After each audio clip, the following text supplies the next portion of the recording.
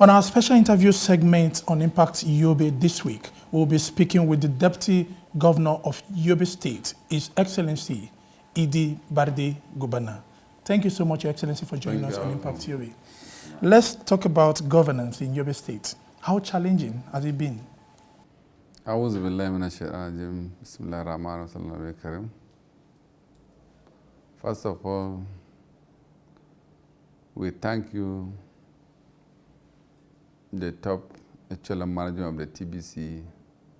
Thank you, sir. Thank you. So on governance, we are now at the last lap of administration. We have been sworn in 2019 with my humble governor, His Excellency Orome Malabuni Chirongwujiba as the executive governor of Yobe State and myself as his deputy. We have stayed good solid 3 years of governance, and we are now lapping to the end of the first tenure of 4 years. We thank God our party and Yobe State has already given another ticket for continuity. So we thank the APC family, both at the national, the zonal, and our stakeholders, more especially our mentor, His Excellency Senator Ibrahim Gaidam, for ensuring our continuity. So the experience we had in these past 3 years was so challenging that we have done what we're supposed to do as contained our manifesto, which was gathered during the campaign of 2019, and to ensure that since our government is the government of APC, it's a government of continuity from Excellency, our mentor, Senator Ibrahim Gaidam. So His Excellency Orome Malabuni Chirongwujiba ensure that those projects that we inherited from our mentor, Senator Ibrahim Gaidam, should not be left behind. So those projects were almost completed, and new ones which may touch the life of Yobians were put in place, affecting almost all the MDAs, the line ministries, and other departments that have direct bearing on the lives of Yobians. So we can proudly say it, we have really done much. Our scorecard is almost 65 to 70%. In terms of other infrastructure, the scorecard is 150%. All right. How is the administration able to deliver on its mandate to the people? That's why I say in particular we have scored 150% because we have delivered as much as we can to the satisfaction of our people, despite the meager resources, despite that His Excellency was being burdened by responsibilities for good 18 years in managing the APC. So it has its own advantages that he was able to secure a lot of resource and other developmental projects through the offices he had in the 18 months.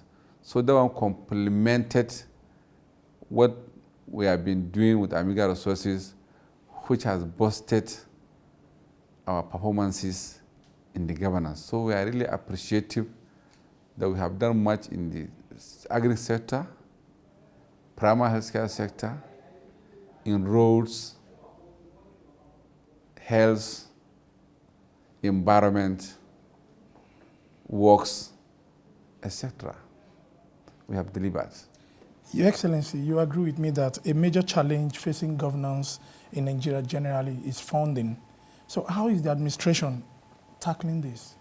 Of course, you have mentioned yourself, You know, with the breaking of the COVID-19, which all the world was being sealed by the COVID-19, that period, Nigeria went into depressions because of financial challenges, and not Nigeria, all over the world.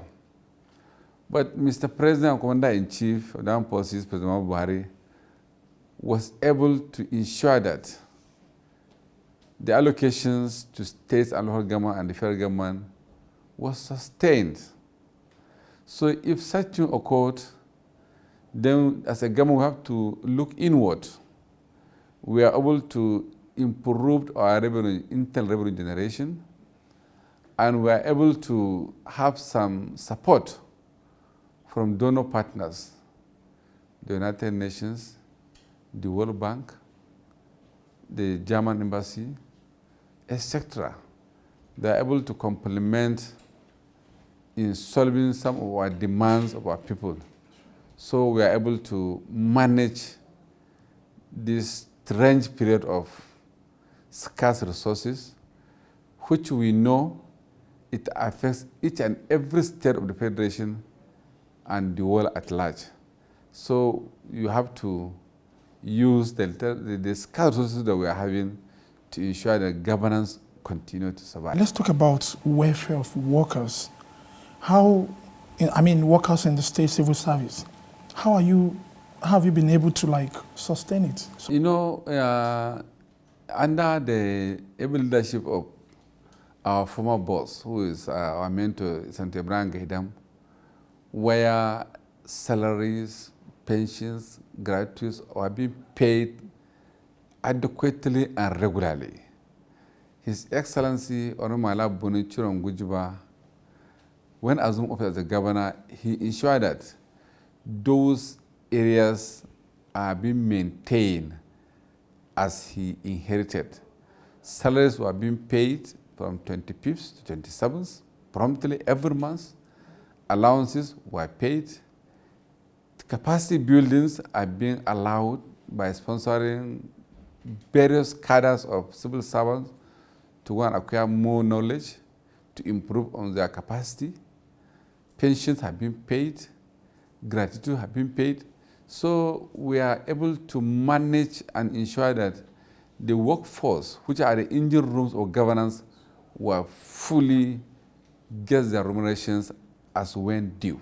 Let's talk about security. How is the administration forming effective synergy with security agency for lasting peace in the state?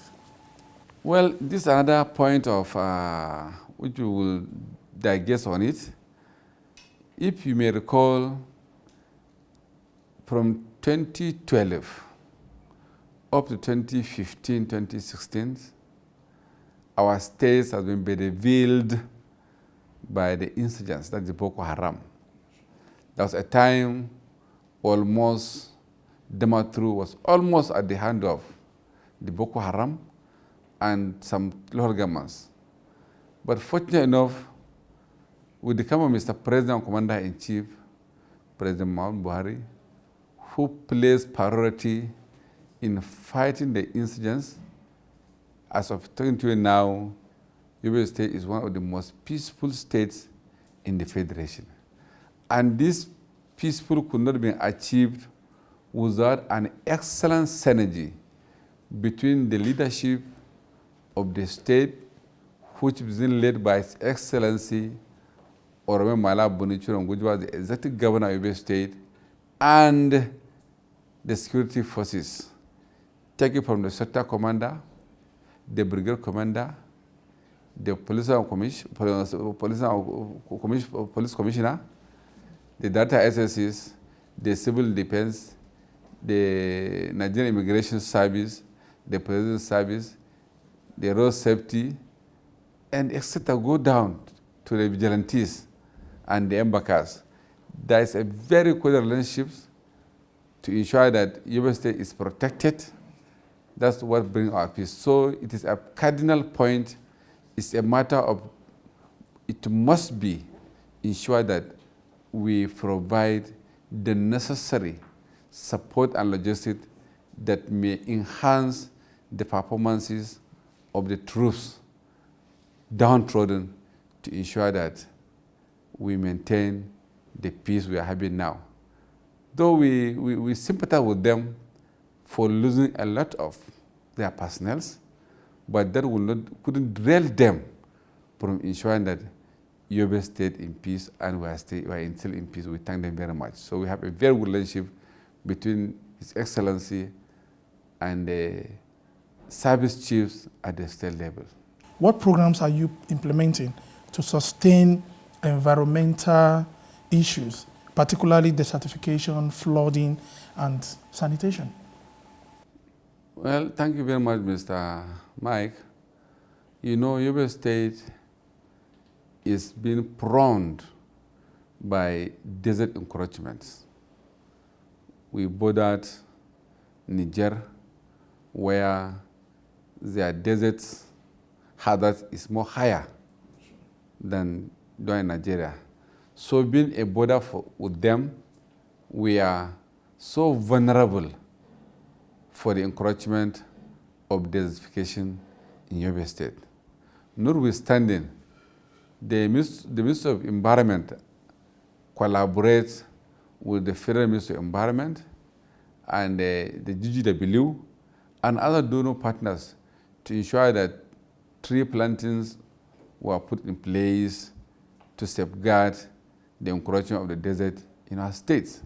Because it is pertinent to note that without putting in place measures to protect our environment, then we are in trouble. So in this regard, His Excellency has given priority to the environment sector, the Ministry of Environment, in allocation.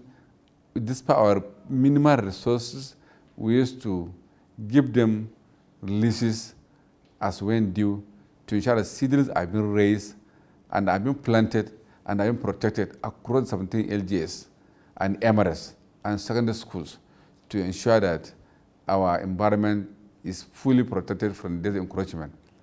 And then this year, unfortunately, we are being built by the flood. Almost 12 local government areas were being affected. Usually the flood comes at the end of the rainy season, but this year, at the onset of the rainy season, there was a flood disaster in Gujuba, Gulani, Nangere, Jakusko, Bade, Gaidam, etc. And then this time, as I'm telling you now, the flood has become a matter of concern to we. Because in Bade local government, more than 75% of their farmlands had been flooded. The crops which they produce at their farmlands had reached mature stage has been flooded by the water.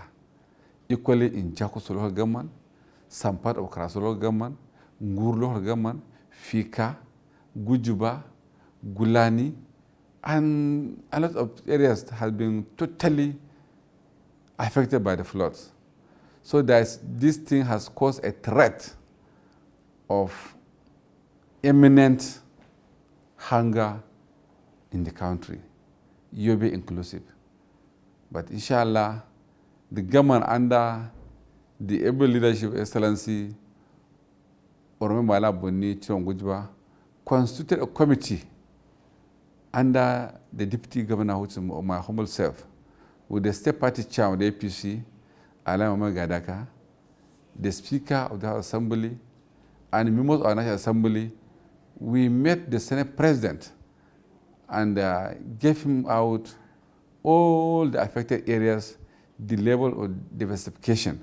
And he assured us that as National Assembly, they will put it on order paper in matter of emergency, that affect people's life, and they will see how contributions will be garnered from the federal government and other donor partners, mostly the humanitarian ministry and other donor partners, to ensure that we complement the efforts of the state government to ensure that our people have something to feed on. That's all we have for you on today's episode of Impact Yobe.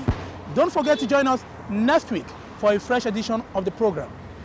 I am Michael Oshoma. Goodbye.